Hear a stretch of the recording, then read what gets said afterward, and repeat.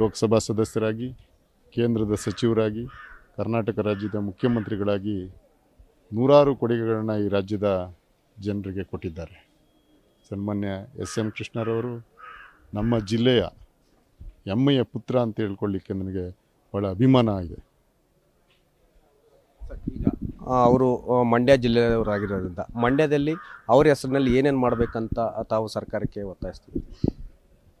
ಕಳೆದ ತಿಂಗಳು ನಾನು ಸನ್ಮಾನ್ಯ ಮುಖ್ಯಮಂತ್ರಿಗಳು, ಉಪಮುಖ್ಯಮಂತ್ರಿಗಳು ಮತ್ತು ಕನ್ನಡ ಸಂಸ್ಕೃತಿ ಸಚಿವರಿಗೆ ಕರ್ನಾಟಕದ ಶ್ರೇಷ್ಠ ಪ್ರಶಸ್ತಿಗಳಲ್ಲಿ ಒಂದಾದಂತಹ ಕರ್ನಾಟಕ ರತ್ನ ಪ್ರಶಸ್ತಿಯನ್ನು ಅವರಿಗೆ ಕೊಡಬೇಕು ಅಂಥೇಳಿ ನಾನು ಮನವಿಯನ್ನು ಮಾಡಿಕೊಂಡಿದ್ದೆ.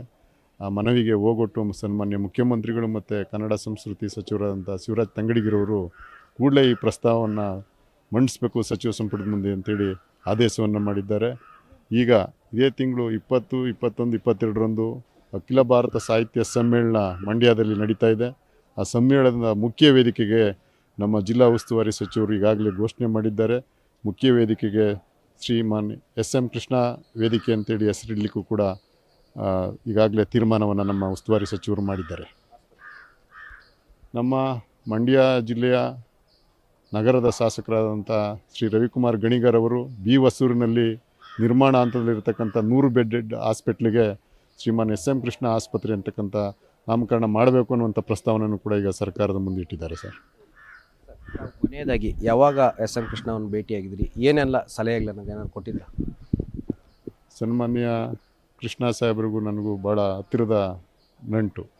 ನಾನು ಆವಾಗವಾಗ ಅವರ ಮಾರ್ಗದರ್ಶನದಲ್ಲಿ ಕೆಲಸವನ್ನು ಮಾಡ್ತಾಯಿದ್ದೆ.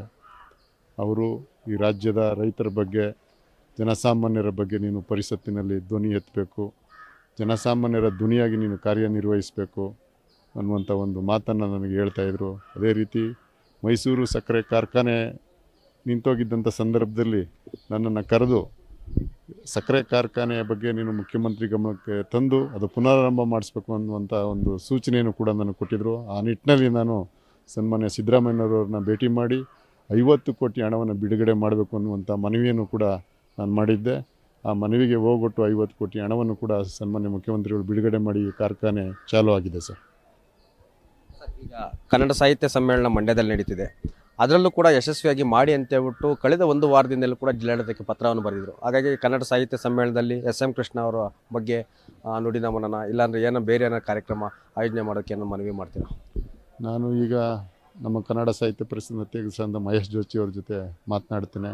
ಇದ್ರ ಬಗ್ಗೆ ಏನು ಮಾಡಬೇಕು ಅನ್ನುವಂಥದ್ದನ್ನು ಕಾರ್ಯಕಾರಿ ಸಮಿತಿ ಸಭೆಯಲ್ಲಿ ಚರ್ಚೆ ಮಾಡಿ ತೀರ್ಮಾನ ಮಾಡ್ತೇವೆ ಸರ್. ಅಂತಿಮ ಕ್ರಿಯೆ ಯಾವಾಗ, ಎಲ್ಲಿ ನಡೀತೆ, ಹೇಗಿರುತ್ತೆ ಸರ್? ನಾಳೆ ಬೆಳಿಗ್ಗೆ ಸದಾಶಿವನಗರ ಅವರು ನಿವಾಸದಿಂದ 8 ಗಂಟೆಗೆ ಹೊರಡ್ತದೆ.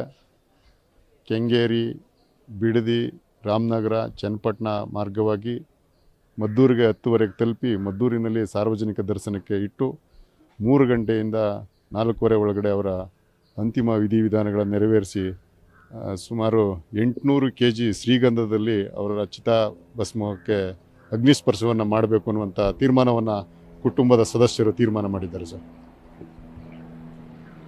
ಎಸ್.ಎಂ. ಕೃಷ್ಣ ಅವರು ಕೇವಲ ನಮ್ಮ ರಾಜ್ಯಕ್ಕೆ ಮಾತ್ರ ಅಲ್ಲ, ಇಡೀ ದೇಶದಲ್ಲದಂತೆ ವಿಶ್ವದಲ್ಲೂ ಕೂಡ ಸಾಕಷ್ಟು ಪ್ರಸಿದ್ಧಿಯಾಗಿದ್ದರು. ಯಾಕಂದರೆ ನಮ್ಮ ದೇಶದ ಬಗ್ಗೆ ಹೆಮ್ಮೆಯಾಗಿ ಕೂಡ ಮಾತನಾಡ್ತಿದ್ರು. ಅವರು ಬೆಂಗಳೂರಿಗೆ ಕೊಟ್ಟಂಥ ಕೊಡುಗೆ ಅಪಾರವಾಗಿದೆ, ಈಗಲೂ ಕೂಡ ಜೀವಂತವಾಗಿದೆ. ಆ ಬ್ರ್ಯಾಂಡ್ ಬೆಂಗಳೂರು ಆಗಿರ್ಬೋದು, ಅದೇ ರೀತಿಯಾಗಿ ಸಿಂಗಾಪುರ್ ಮಾಡೆಲ್ ಆಗಿ ಬೆಂಗಳೂರನ್ನು ನಿರ್ಮಾಣ ಮಾಡೋದು, ಇವೆಲ್ಲವೂ ಕೂಡ ಎಲ್ಲರೂ ಕೂಡ ಸ್ಮರಿಸುವಂತಾಗಿದೆ. ಕ್ಯಾಮ್ರಾಮನ್ ಧನರಾಜ್ ಜೊತೆ ಮಲ್ಲಂಡಳ್ಳಿ ಸರ್, ಪವರ್ ಟಿವಿ, ಬೆಂಗಳೂರು.